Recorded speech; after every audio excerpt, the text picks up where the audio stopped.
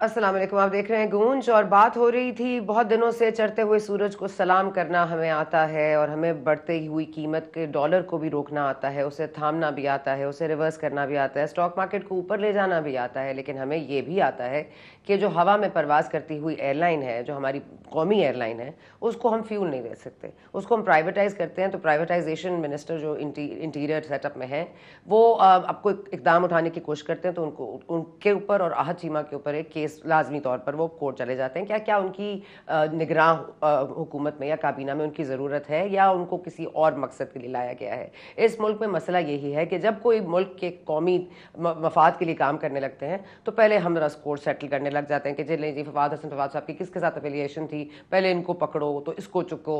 तो उसमें होता यह है कि हमारा जो जो हम पूरा सिस्टम है वो जुबू हाली का शिकार है। एयरलाइन चल नहीं रही, रेलवे चल नहीं रही, रोड वन बेल्ट फोरम पे बहरहाल आपके काकड़ साहब ज़रूर पहुंच गए हैं जो निगरान वज़ीर आज़म है। और ये निगरान वज़ीर आज़म एक तसलसल जो इकनॉमिक एक तरीका था, जो इकनॉमिक तसलसल रखना था हमें, क्योंकि IMF को हमने लोन वापस करना है। क्या ये तसलसल है या ये कोई नया जुगाड़ है? क्या कोई बैकअप प्लान है या फिर इकनॉमिक प्रॉस्पेरिटी सिर्फ मियाँ साहब दे सकते हैं? मियाँ नवाज शरीफ साहब वापसी के ज़ाहिर इरादा कर चुके हैं, वो 21 अक्टूबर को पहुंचेंगे। आज हमने देखा कि डार साहब के हवाले से भी नैब में उनके केसेस के ऊपर दोबारा से नज़र डाली गई और उनके जो वकील सफाई थे उन्होंने कहा ऐसी कोई बुनियादी बात नहीं है, कोई सबूत नहीं है, ऐसा कोई एविडेंस है ही नहीं जिससे कि एसेट्स बियॉन्ड मीन्स जाहिर हो सकते हैं।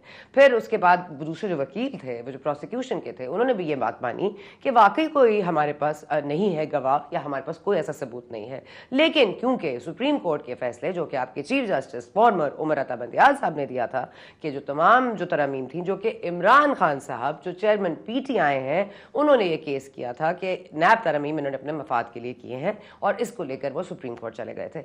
अब उनके पार्टी की जो टूट फूट का शिकार है, कोई कहाँ से निकल रहा है, कोई कहाँ से आ रहा है, कोई क्या कह रहा है और कोई क्या नहीं कह रहा, इससे अगर नज़र हटा के देखें तो PTI इस इंतखाब में रेलिवेंट है या नहीं है। तो अगर PTI रहेगी भी जब तक इंतखाबात होंगे और इंतखाबात में वाकई क्या ताखीरी हरबा इस्तेमाल किया जा रहा है। और मियाँ साहब जब गए थे तो वो एक नया पाकिस्तान था, अब नए पाकिस्तान को वापस पुराना पाकिस्तान कर दिया गया, बल्कि उसको मजीद जो है जुबू हाली का शिकार भी कर दिया गया। मियाँ साहब की इस वक्त वापसी, इकोनॉमिक प्रॉस्पेरिटी के दावे, क्या ये सच साबित होंगे? ट्रैक रिकॉर्ड तो यही कहता है, लेकिन फिर ऑफ कोर्स उनके ऊपर केसेस हैं, एवनफील्ड, अजीजिया, उसमें क्या होगा? वो तो एक मफरूर शख्स हैं, वो तो हमारे अदालती निज़ाम को उन्होंने अंडरमाइन किया, तो ऐसे शख्स को हम कैसे वापस आने दे सकते हैं? तो फिर जो जो सिस्टम को बचाने आए आप उसको ऐसे ही डराइए ताकि जिसने कुछ करना भी हो तो ना करे। लेकिन ये डर क्या रियल है या नहीं, इस पर मज़ीद बात करेंगे। हमारे साथ मौजूद है राजा रियाज साहब, लीडर ऑफ द अपोजिशन थे, PTI का हिस्सा थे, पाकिस्तान पीपल्स पार्टी का हिस्सा थे, अब पाकिस्तान मुस्लिम लीग नवाज के रहनुमा हैं। बहुत शुक्रिया आपका रियाज साहब।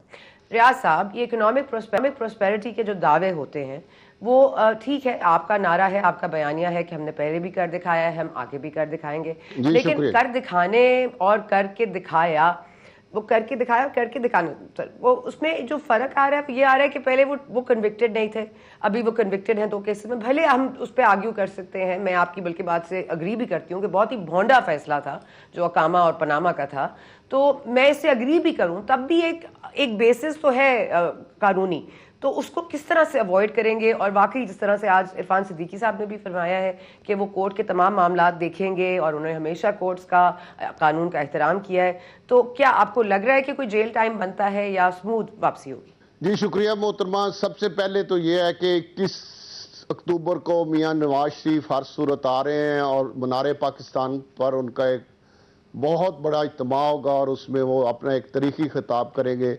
और जो मुल्क में इस वक्त मसाइल हैं, मुश्किलात हैं, माशी बहरान हैं और गरीब आदमी बिजली के बिल नहीं दे पा रहा, गैस का बिल नहीं दे पा रहा, बच्चों की दवाई नहीं ले पा रहा, रोटी खाना मुश्किल है, सनतें बंद हैं, हमारे फैसलाबाद शहर में तो बहुत सी फैक्ट्रियां बंद हो रही हैं। तो इन हालात में सब लोगों को एक उम्मीद है, वो उम्मीद है उसका नाम है मियाँ नवाज शरीफ। और मियाँ नवाज शरीफ ने पहले 2-3 दफ़ा मुल्क को, जब आपको याद है 18 घंटे 2013 में लोड शेडिंग थी, महंगाई थी, बेरोज़गारी थी, दहशत गर्दी थी, तो मियाँ नवाज शरीफ ने जिस तरह इन तमाम चीज़ों पे काबू पाया कोई एक चीज़ बता दें जिस पर वो काबू नहीं पा सके। उन्होंने तमाम चीज़ों पे काबू पाया और पाकिस्तान को माशी तौर पे एशिया में उनका ख्याल था कि 24 नंबर पे हम ले जाएंगे, लेकिन फिर एक साजिश के तहत जो कुछ हुआ वो आपके इल्म है। अब भी इन सारी मुश्किलात से निकालने के लिए मियां नवाज शरीफ आ रहे हैं। मुझे पूरा यकीन है, मेरा मान है कि इंशाल्लाह वो पाकिस्तान के अवाम को और पाकिस्तान को इन मुश्किलात से निकालेंगे, पाकिस्तान के अवाम को रिलीफ मिलेगा। इसमें एक क्रेडिट जिसकी तरफ आपने जिक्र नहीं किया, मैं मियां शहबाज शरीफ साहब को देना चाहता हूं कि मियां शहबाज शरीफ साहब ने अदम मात के बाद जो हुकूमत बनाई, कोई और हुकूमत होती है या कोई निगरान सेटअप होता तो मैं आपको दावे से कह रहा हूं कि मुल्क ने डिफ़ॉल्ट कर जाना था। लेकिन मियां शहबाज शरीफ साहब को और डार साहब को ये क्रेडिट, बहुत बड़ा क्रेडिट है कि वो उन्होंने डिफ़ॉल्ट से बचा लिया। और अब उसके असरात ये हैं कि कल आपने देखा कि 40 रुपये पेट्रोल सस्ता हुआ है, डॉलर कंट्रोल हो रहा है। अगर चाहे इसमें निगरान हुकूमत का भी और हमारे और अस्करी इदारों का भी बहुत अहम रोल है। हमारे जो यहाँ से स्मगलिंग होती थी वो रुकी हुई है, जो पाकिस्तानी नहीं थे वो वापस जा रहे हैं। तो ये इकदामात, इनकी ईंट जो रखी है वो मियां शहबाज शरीफ ने रखी है मुल्क को डिफॉल्ट होने से बचाने के लिए, वो बच गया है। अब बाकी मरला जो है वो जाहिर है मगर वो सर शहबाज शरीफ को, अच्छा सर इंशाल्लाह ठीक है मियां नवाज शरीफ सर सवाल ले लीजिएगा क्योंकि आपकी बात में जरा 3 सवाल उठा दिए। ठीक है सर, शहबाज शरीफ साहब का आपने तो कहा ना, एक और उनको शहबाज शरीफ साहब को मैंने क्रेडिट नहीं दिया। क्रेडिट तो फिर लीडर ऑफ द ऑपोजिशन जो उस वक्त आप थे आपको भी देना चाहिए, क्योंकि लीडर ऑफ द ऑपोजिशन का काम होता है कि वो आवाम को रिप्रेजेंट करता है, एक नुमाइंदगी करता है।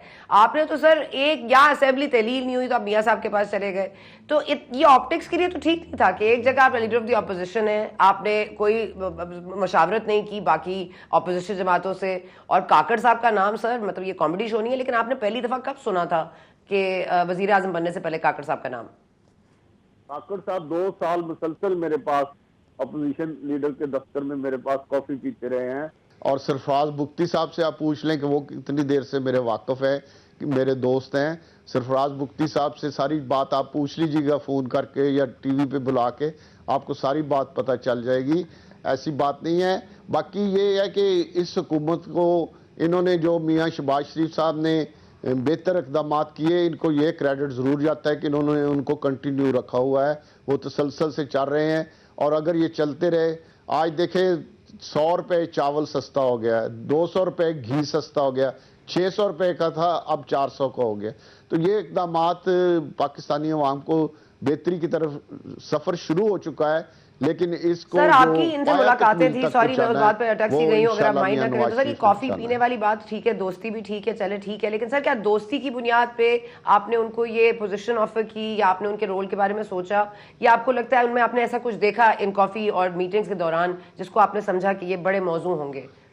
मुझे भी इसमें क्रेडिट जाता है कि कैसे आदमी का मैंने नाम दिया कि अभी तकरीबन 2-2.5 महीने होने लगे हैं, अभी तक कोई आदमी उनके मीडिया का, बाकी छोड़ दे, मीडिया का कोई आदमी भी उनकी किसी नेगेटिव चीज पे ना गुफ्तगू कर रहा है, ना कोई उन्होंने ऐसा कदम उठाया, ना उनके माजी के बारे में कोई स्कैंडल आया, ना इस हुकूमत के दौरान। यहाँ तो वज़ीर आज़म बने 10 दिन नहीं गुजरते तो लोगों के स्कैंडल आने शुरू हो जाते हैं। लेकिन अल्हम्दुलिल्लाह के अल्लाह का शुक्र है, बात आपकी सर दुरुस्त, उनका अभी तक कोई स्कैंडल सामने नहीं आया।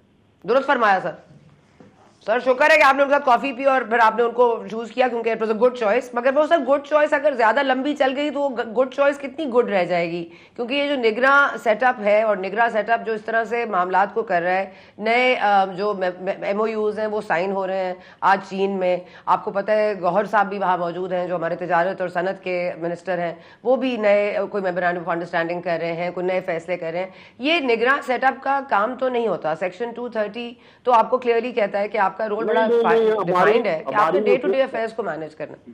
जब असेंबली थी उस वक्त ये अख्तियार अमेंड किए गए थे कि निगरान हुकूमत जो हमारे कंटिन्यू कर सके जो हमारे फैसले हो चुके हैं, और ये वो फैसले हैं जो पहले ऑलरेडी हो चुके हैं लेकिन इनको कंटिन्यू करना है। तो ये अख्तियार उनके पास है और वो यूज कर रहे हैं। बाकी ये मैं आपको गारंटी से कह रहा हूँ कि निगरान हुकूमत लंबी नहीं होगी, इंशाल्लाह फरवरी में इलेक्शन होंगे और इलेक्शन के बाद इंशाल्लाह मियां नवाज शरीफ वज़ीर आज़म होंगे। सर, तो ये एपेक्स कमेटी ने जो फैसले किए हैं ये भी शहबाज शरीफ साहब के वक्त में ही हुए थे कि ये इस तरह से करने, आप आइएगा, आप एपेक्स कमेटी बनाइएगा, आप एक मीटिंग बनाइएगा, उसके बाद ये जी, ये तजावीज़ दीजिएगा, इन पर फैसले दीजिएगा और इन पर शहबाज शरीफ साहब की हुकूमत देख ले, उस वक्त भी एपेक्स कमेटी की मीटिंगें होती थी और फैसले किए जाते थे। अब भी वही कंटिन्यू है, कोई इसमें तब्दीली नहीं हुई और इसका बड़े अच्छे असरात सामने आ रहे हैं। इस चीज से आप एग्री करेंगी, आज जो डॉलर कंट्रोल नीचे की तरफ आ रहा है, पाकिस्तानी पैसा मजबूत हो रहा है और बहुत सारी चीजें जिस तरह मैंने पहले आपको जिक्र किया कि सस्ती हो रही हैं, तो ये वो तमाम एपेक्स कमेटी की मीटिंगों के इकदाम हैं कि उन इकदाम की वजह से अभी और बहुत से इकदाम करने चाहिए। और मैं आपकी सर, मसला ये है ना कि स्पॉटलाइट में काकड़ साहब हैं और शैडो में चले गए शहबाज शरीफ साहब, तो शहबाज शरीफ साहब के ऊपर वो 16 बुरी हुकूमत और महंगाई थोपती गई है। आप जो बात करें मैं अग्री भी कर सकती हूँ, लेकिन जो एक तासुर जाता है वो यही चाहता है कि शहबाज शरीफ साहब अब शैडो हो गए हैं, अब स्पॉटलाइट में काकड़ साहब हैं और ये निगरान सेटअप ही है जो कि डॉलर की स्मगलिंग रोक सकता है, जो कि चीनी की स्मगलिंग रोक सकता है, जो चीनी की तजारत रोक सकता है और गैर कानूनी तौर पर जो की जा रही है, जो अफगानियों को वापस भेज सकता है, जो दहशतगर्दी पर काबू पा सकता है, जो इकदाम ऐसे कर सकता है जो हुकूमतें नहीं करती रहीं। तो ये एक तासुर तो है, आप इसको तो जाहिल नहीं कर सकते सर। नहीं, मुश्किल होगा आपके लिए ये वापस तमाम वो चीजें हैं जिनकी बुनियाद मियां शहबाज शरीफ ने रखी है। आप उनके दौर के इकदाम उठा लें, उनके फैसले उठा लें, ये तमाम वो चीजें हैं जिनकी बुनियाद मियां शहबाज शरीफ ने रखी है। इस हुकूमत को मैं जरूर क्रेडिट दूंगा, बल्कि हमारे जो इदारे हैं उनको भी क्रेडिट जाता है, बहुत बड़ा क्रेडिट है। उनकी मदद के बगैर ये इकदाम हो ही नहीं सकते, स्मगलिंग आप उनकी मदद के बगैर रोक ही नहीं सकते, उनको क्रेडिट जाता है। मुल्क की खातर इकदाम अच्छे हो रहे हैं, सबको इसका फायदा पहुंच रहा है, गरीब आदमी को फायदा पहुंच रहा है, लेकिन इन तमाम चीजों की बुनियाद जो है वो मियां शहबाज शरीफ साहब ने रखी है और इंशाल्लाह इसको निगरान हुकूमत भी कंटिन्यू कर रही है और इसको मजीद बेहतर इंशाल्लाह मियां नवाज शरीफ वज़ीर आज़म बन के करेंगे। तो सर, मैं बस एक लाइन का जवाब अगर इसको क्लियर कर दें आप कि जो फैसले अभी हो रहे हैं वो एक तसलसल है जो कि शहबाज शरीफ साहब ने किए थे और इनको आप भी कंटिन्यू रखेंगे इसी तसलसल के साथ बगैर चेंज के जब आप हुकूमत में आ जाएंगे या नून लीग हुकूमत में आ जाएगी। जी बिल्कुल, जो मुल्क के फायदे में है, जिन इकदाम से चीजें बेहतर हो रही हैं, इंशाल्लाह इनको जारी रखेंगे। ठीक है, ओके सर। अब इस पे आ जाते हैं कि जो आपने फैसलाबाद का जिक्र छेड़ दिया तो मैं कैसे ना जिक्र करूं फरूख हबीब साहब का। आप जरा फरूख हबीब साहब की जरा स्टोरी आप बताएंगे कि उनमें ये क्या हुआ कि चेंज ऑफ हार्ट हो गया सर ऐसे बैठे बिठाए। देखिए, मैं आपको एक बात बताऊं, मुझे आप एक क्रेडिट दें कि मैंने जब इमरान खान पूरे अरूज पर था और सब चीजें एक पेज पे थी, मैंने जहांगीर तरीन के खिलाफ अदम एतमाद से 2 साल पहले इमरान खान के खिलाफ प्रेस कॉन्फ्रेंस की थी और उस वक्त इमरान खान पूरे अरूज पर था। लेकिन आज बदकिस्मती है कि इमरान खान जो उसको सबसे ज्यादा गुमराह करने वाले लोग थे, गलत अदारों के साथ लड़ाई में उसे अप्रिशिएट करते थे कि वाह खान साहब, ये काम पाकिस्तान में आज तक किसी ने नहीं किया जो आप कर रहे हैं, इनको हमने इंशाल्लाह सीधा कर देना है, इंशाल्लाह ये आइंदा से किसी को हाथ नहीं डाल सकेंगे, इनको ऐसा सबक सिखाना है कि ये याद रखेंगे। ये वो लोग हैं जिन्होंने, इमरान खान खुद भी माशाल्लाह अल्लाह ही हाफिज था उसका, ऊपर से ये लोग थे जो इस तरह के, मैं अपनी कानों से सुने हुए हैं, इस तरह की बड़के खान साहब को सुना के। खान साहब की एक बहुत बड़ी कमजोरी थी कि उनका जो भी मुखालिफ था अगर उसको गालियां उनके सामने दें तो खान साहब कहते थे ये मेरा हीरो है, और जो उन्हें कहता था हमारे जैसे लोग के खान साहब गलत रास्ते पे जा रहे हैं, खुदा के लिए ये बुजदार से जान छुड़ाएं, इन लोगों से जान छुड़ाएं, अदारों से तसादम ना करें, लोगों को गुमराह ना करें। तो खान साहब उसको अगले दिन कह देते थे आइंदा से इसको मेरे साथ टाइम मीटिंग का टाइम ही नहीं देना। तो ये लोगों ने उस बेचारे को जेल में पहुंचाया है और ये सारे इकदाम कराने में इन लोगों का रोल है। लेकिन अब जब जेल में पहुंच गए हैं खान साहब, तो कल आपने सुन लिया कि उन्होंने क्या क्या कलमात कहे हैं। अल्लाह से डरना चाहिए, अल्लाह से माफी मांगनी चाहिए, और वो रहीमो करीम है, उस हर बात हर वक्त अल्लाह से डरना चाहिए। जी सर, डरना तो चाहिए, लेकिन यहाँ पे मसला ये है ना कि जिसका डर होना चाहिए उसी का डर नहीं है, और जिसका डर नहीं होना चाहिए उसका डर तो हम पालते हैं। लेकिन सर ये फरमा दीजिएगा कि जो फारूक हबीब साहब हैं, आप उनको किस पैराए में देखते हैं? आप उनको देखते हैं उन वर्कर्स में से जो कि 27 सितंबर तक, जो कि उनकी ट्विटर की अपडेट है, जो पोस्ट है, वो ज़ाहिरी तौर पर खान साहब को हीरो भी बना रही है। वो कह भी रही है कि हमें इस तरह की प्रेस कॉन्फ्रेंसेज मंजूर नहीं है, ये लोटे ज़ाया हो जाएंगे, ये ख़त्म हो गए हैं, ये लूजर्स हैं, ये तो डर के भाग गए हैं। तो मैं सिर्फ ये जानना चाहती हूँ, आपकी नजर में इस्तेहकाम पाकिस्तान में फयाज उल हसन चौहान साहब, जो कि पीटीआई का हिस्सा थे, वो कह रहे हैं देर आए दुरुस्त आए, तो आपकी नजर में ये क्रिमिनल है या और इन्होंने तौबा कर ली है, या इन्होंने कभी कोई काम गलत किया ही नहीं और उनको पॉलिटिकल स्पेस देनी चाहिए? नहीं, ये क्रिमिनल भी है, इन्होंने गलत काम भी बहुत किए हैं, इधर फैसलाबाद में भी बहुत लूटमार की है। मैं उस तफसील में नहीं जाना चाहता जो इन्होंने कारनामे माशाल्लाह जिस तरह लूटमार की है।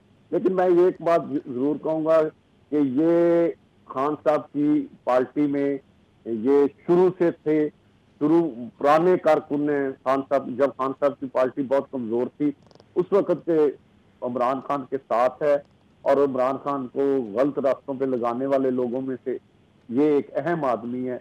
लेकिन आज जिस तरह उसने इसकी, वैसे तो कोई सियासी पोजीशन नहीं है, कभी ये काउंसलर भी मुंतखब नहीं हुआ फैसलाबाद से, और खान साहब के टिकट पे ये एमएनए बन गया, लेकिन इसका कोई फैसलाबाद में ना पहले सियासी वजूद था ना आइंदा कोई सियासी वजूद है। ये खान साहब की वजह से था। अब इस काबिल भी नहीं कि काउंसलर का इलेक्शन लड़ सके।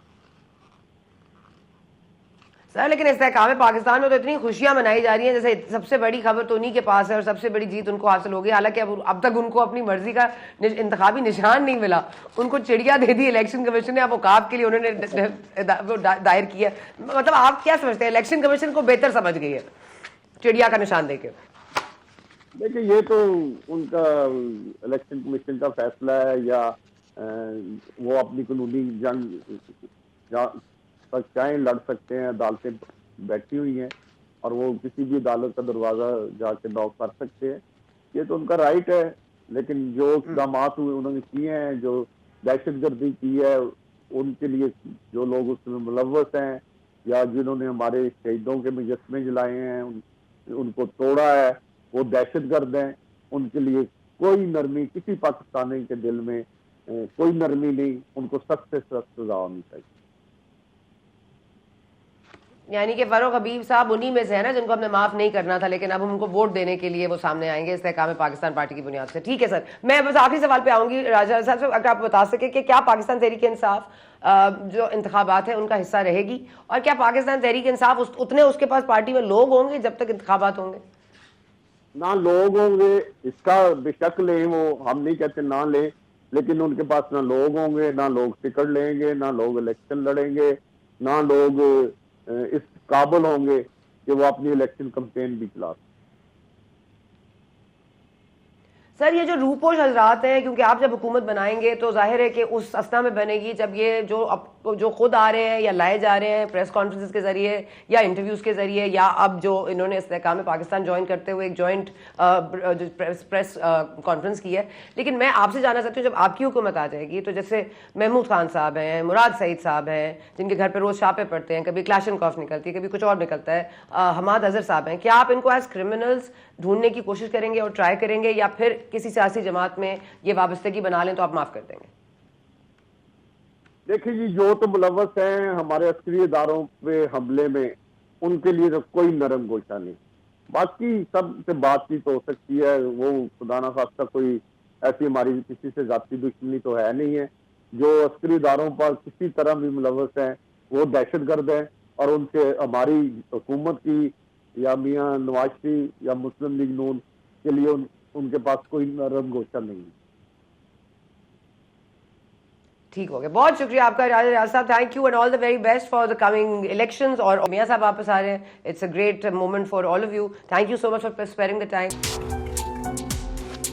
हम बात कर रहे थे राजा रियाज साहब से बिफोर द ब्रेक, और उन्होंने इंतखाबात के लिए हतमी तौर पर कह दिया कि आपके निगरान सेटअप जो है लंबा नहीं चलेगा, फरवरी में इंतखाबात हो जाएंगे, पाकिस्तान तहरीक इंसाफ का वजूद अगर बाकी रह गया तो वो भी इलेक्शंस का हिस्सा होंगे। लेकिन मुस्तफा नवाज खोखर साहब ने आज एक बात की है जिस पर आज हमने उनको जहमत दी है प्रोग्राम में आने की, और उन्होंने ये फरमाया है कि ये बेनज़ीर साहिबा और बेनज़ीर शहीद जब आई थी और उतना बड़ा जलसा नून लीग नहीं कर पाएगी, और क्योंकि जाहिर है कि इस वक्त फ़कीदुल मिसाल जलसे की तैयारियां हो रही हैं, लोग घरों से निकल नहीं रहे या उनको लाया जा रहा है वो आ नहीं रहे, लेकिन बार बार हमें कहा जाता है फ़कीदुल मिसाल उनका वेलकम होगा और बहुत ही आला किस्म का उनका जलसा होगा। इस पर मुस्तफा नवाज खोखर साहब क्या कहना चाह रहे थे, ज़रा जानने की कोशिश करते हैं। खोखर साहब, ये जो आपने बेनज़ीर साहिबा को कंपेयर किया नवाज शरीफ साहब से, तो बुनियादी तौर पर मुझे इसलिए इख्तिलाफ है क्योंकि बेनज़ीर साहिबा जब जिला वतन हुई थी तब भी ज़िया का दौर था, जब वो वापस आई थी तब भी ज़िया का दौर था। मियाँ साहब जब गए थे तो चीफ कोई और था, मियाँ साहब जब वापस आ रहे हैं तो गार्ड चेंज हो चुका है, चेंज ऑफ गार्ड हो चुका है।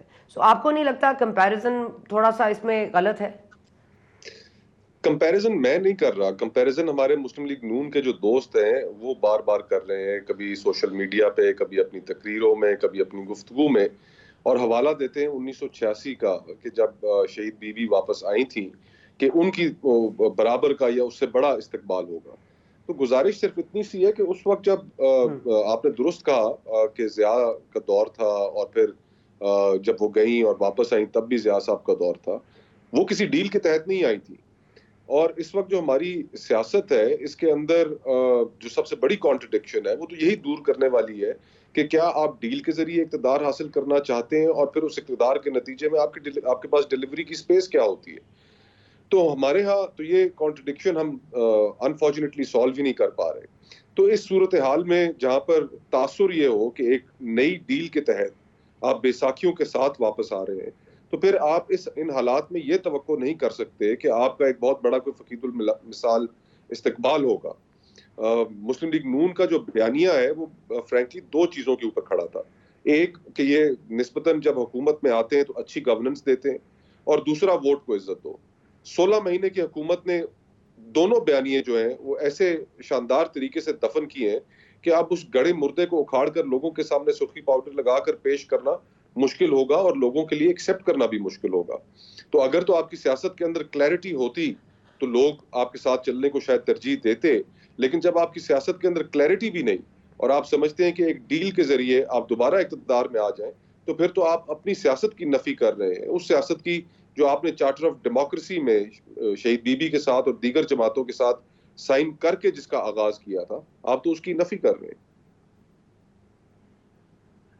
अच्छा, खोखर साहब ये फरमा दीजिएगा, आपने बड़ा इसको सही डिटेल में समझा दिया, जरा ये फरमा दीजिएगा ये जो डील की बातें होती हैं, क्योंकि अभी मैं जब राजा रियाज साहब से बात करी थी तो उन्होंने बिल्कुल एक नई तरफ हमारा रुख मोड़ दिया है। उन्होंने कहा है कि ये जो फैसले हो रहे हैं, चाहे वो एपेक्स कमेटी के हों जो निगरान सेटअप में हो रहे हों, या जो चीन के दौरा है जिसमें नए MOU साइन हो रहे हैं, गौहर साहब जो हमारे तजारत और सनत के मिनिस्टर हैं वो भी कोई नए MOU साइन कर रहे हैं, कोई कर्जों की बात हो रही है, कोई और कॉरिडोर के ऊपर मजीद पेशरफ्त हो रही है, तो वो कह रहे हैं राजा रियाज साहब की ये सारी चीज़ें शहबाज शरीफ साहब की गवर्नमेंट में या उनके वक्त हुकूमत में तय हो गई थी, तो ये सिर्फ उनको कंटिन्यू कर रहे हैं। तो मतलब एपेक्स कमेटी के इजलास तब भी होते थे, ये जो अब हो रहा है वो कंटिन्यूएशन है of what Shahbaz Sharif did. So ये एक बयानिए को टर्न देने की कोशिश करिए कि ये जो निगरान हुकूमत की परफॉर्मेंस है ये आप इसको वन ऑफ मत देखिए, ये तसलसल है शहबाज शरीफ साहब को जिसको कंटिन्यू करेंगे नवाज शरीफ साहब। Do you by that? I don't buy that at all। मेरा ख्याल है कि अगर वो चाहते हैं, और पहले लोगों में तासुर ये है कि ये शहबाज साहब की हुकूमत का कंटिन्यूएशन है कि जो ब्यूरोक्रेसी है, कुछ लोग हैं जो बड़े स्ट्रांगली मुस्लिम लीग नून के साथ एसोसिएटेड है, वो भी इस हुकूमत का हिस्सा है। मुस्लिम लीग नून को तो चाहिए, अगर आप उनके खैर ख्वाह हैं, कि पिछले 16 महीने से में जो हुकूमत रही, जो लोगों की जिंदगियां मुश्किल हुई, उससे जान छुड़ाएं और ताकि लोग भूलें। लेकिन अगर वो राजा रियाज साहब ये समझते हैं कि, और वो याद कराना चाहते हैं लोगों को, ये बावर कराना चाहते हैं कि नहीं, ये हुकूमत जो चल रही है ये मुस्लिम लीग नून ही की पॉलिसीज का तसलसल है, तो आफरीन है उन पर और उनकी सियासी सोच पर। जहां तक इस हुकूमत का ताल्लुक है, कुछ चीजें बिलाशुबा अच्छी हुई हैं। अवाम महंगाई की मारी हुई, कल जो 40 रुपए पेट्रोल की कीमतों में कमी हुई है, ये अवाम के लिए एक बहुत बड़ा रिलीफ है। फिर जो डॉलर की कीमत कंट्रोल हुई है, कम हुई है, वो हमारे बिजनेस कम्युनिटी के लिए एक बहुत बड़ा रिलीफ है।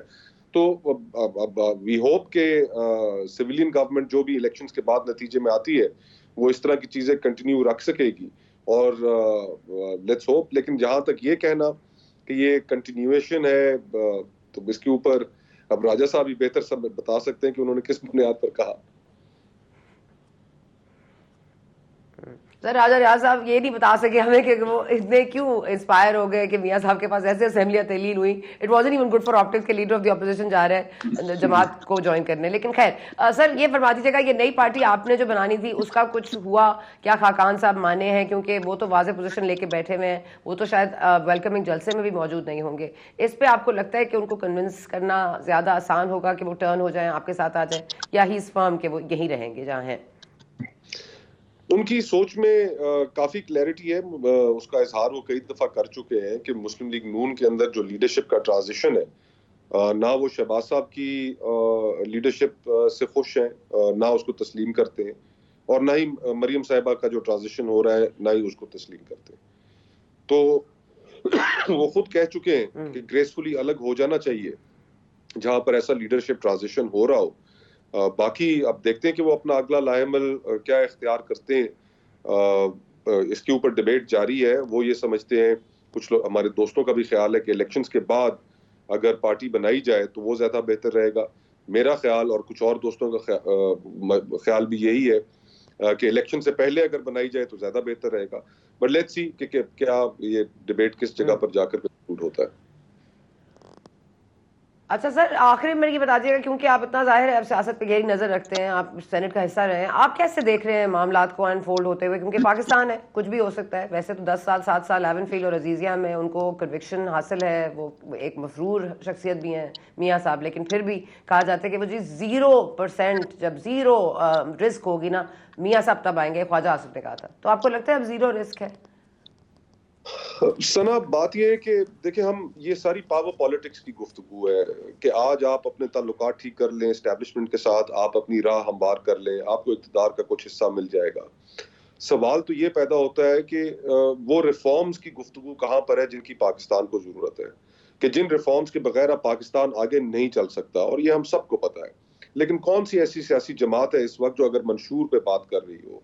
कौन सी जमात है जो रिफॉर्म प्लान पे बात कर रही हो? सारी जो गुफ्तगू है वो एक दूसरे के ऊपर इल्जामात, एक दूसरे से बदला लेना, एक दूसरे को जेलों में डालना, फिर उसके ऊपर तालियां बजाना, खुश होना, सारी गुफ्तगू तो इन चीजों की बुनियाद पे है। अवाम तो हैरान और परेशान है कि उनकी जिंदगियां बेहतर करने की गुफ्तगू कहाँ है। आखिर सियासी जमातों का जो मकसद है वो तो यही है कि एक बेहतर गवर्नेंस के लिए अपना प्रोग्राम लोगों के सामने रखें, और हमें वो गुफ्तगू कोई नजर नहीं आ रही। एक दायरों का सफर है जो पाकिस्तान में पिछले 75-76 सालों से जारी है, और वो खत्म होने को नहीं आ रहा। आखिर इतनी बड़ी हमारी आबादी है, हम दुनिया का 5वां या 6ठा बड़ा मुल्क है आबादी के लिहाज से, हमें, और ये फिर आबादी तेजी से बढ़ रही है, तो हमें लोगों के लिए सेहत के मौके पैदा करने हैं, निज़ाम बनाना है, तालीम एक का निज़ाम बनाना है, इंसाफ इस मुल्क में फराहम करना है, खुशहाली पैदा करनी है। लेकिन इन चीज़ों के ऊपर हमारी गुफ्तगू ही नहीं, हमारी तवज्जो ही नहीं। तो ये अब वापस आकर अब मियाँ साहब अब दोबारा अपने केसेस, कन्विक्शंस दूर करेंगे, उनका रास्ते से ये चीजें हटेंगी, तो तब वो कोई हुकूमत की जानिब चलेंगे। लेकिन इस सारी गुफ्तगू का, आई मीन, इसके अंदर अगर लोगों के बारे में, अवाम के बारे में भी गुफ्तगू हो रही होती तो शायद एक ज्यादा मायने खेज गुफ्तगू होती है। अभी सर तो ये एक सिर्फ बात की रहनुमाई अगर आप फरमा दें खोकर साहब, क्योंकि आप भी मामलात को समझते हैं, मैं सिर्फ आपसे जानना चाहती हूँ, जो उनकी मेडिकल रिपोर्ट आई है जिसमें कहा जा रहा है उनको फ्रीक्वेंट चेकअप्स की जरूरत है, he needs to frequently fly down to London.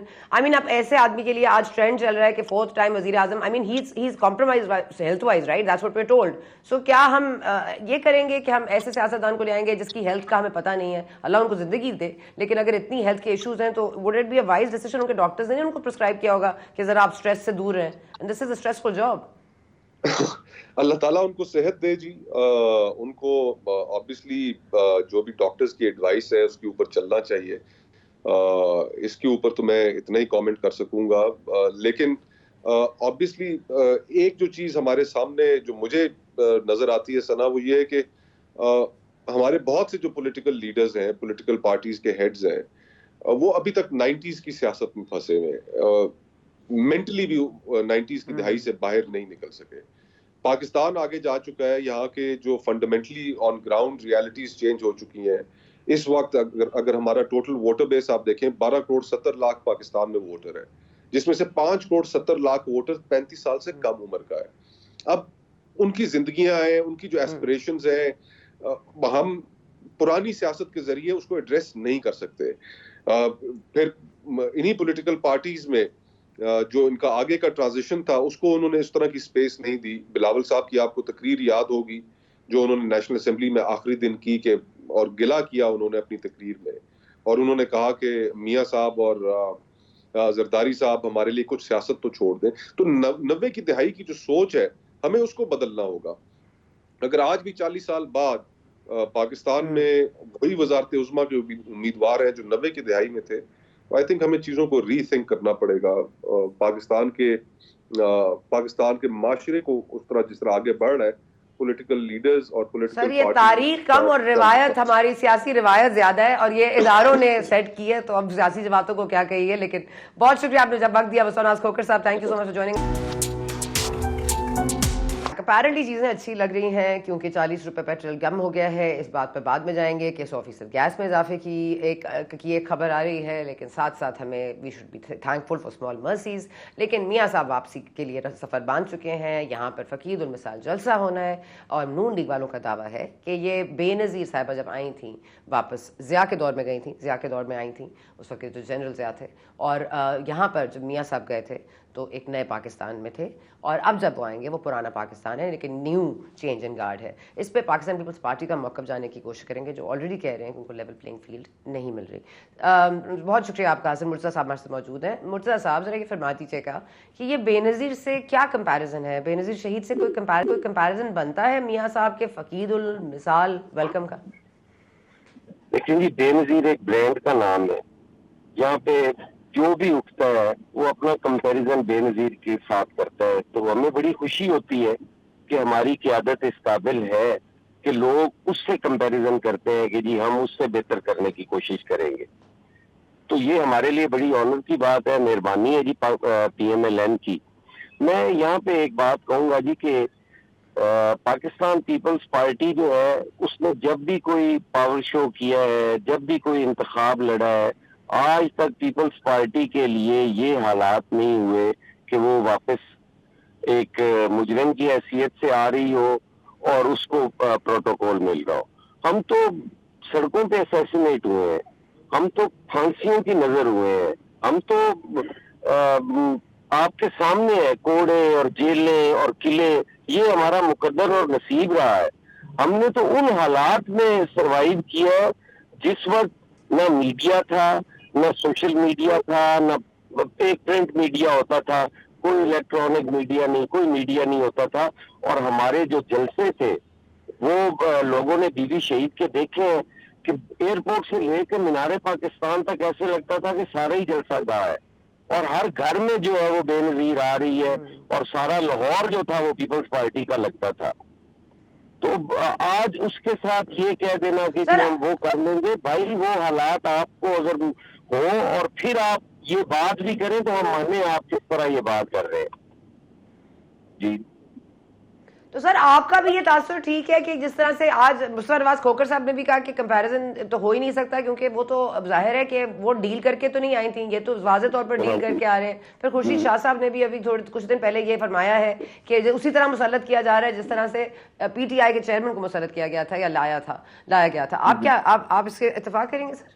बिल्कुल जी, मैं 100% इत्तेफाक करता हूँ कि ये बिल्कुल हालात जो 2018 में थे सेम आज वही हालात जो है और वही सारा कुछ PMLN को मुयस्सर है, और उसी अंदाज में सारा कुछ हो रहा है किस तरीके से वो कहते हैं।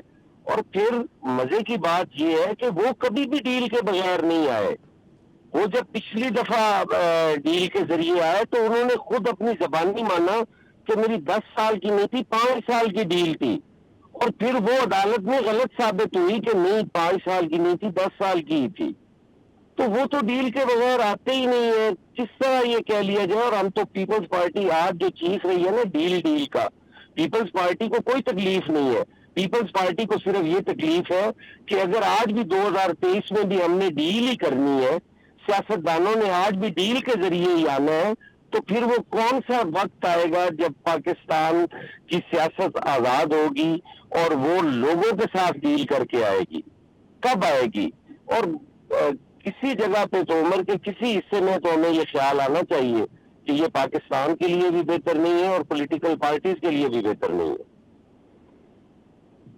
सर आपको याद होगा मुर्तजा साहब, मैं आपकी अगर टेंशन वहां लेके जाऊं, क्योंकि आपको याद होगा जब जिला वतन हुए थे मियां साहब, तो एक दफा कोशिश की थी उन्होंने वापस आने की जद्दा से, तो उनको एयरपोर्ट पे ही रोक दिया गया था, फिर वापस भेज दिया गया था एयरपोर्ट से ही। आप समझते हैं कि ये नहीं होगा इस बार, क्योंकि बार बार जीरो रिस्क की बात कर रहे थे ख्वाजा आसिफ साहब, लेकिन राना सनाउल्लाह कह रहे थे अगर उनको जाना पड़ा जेल तो वो चले जाएंगे।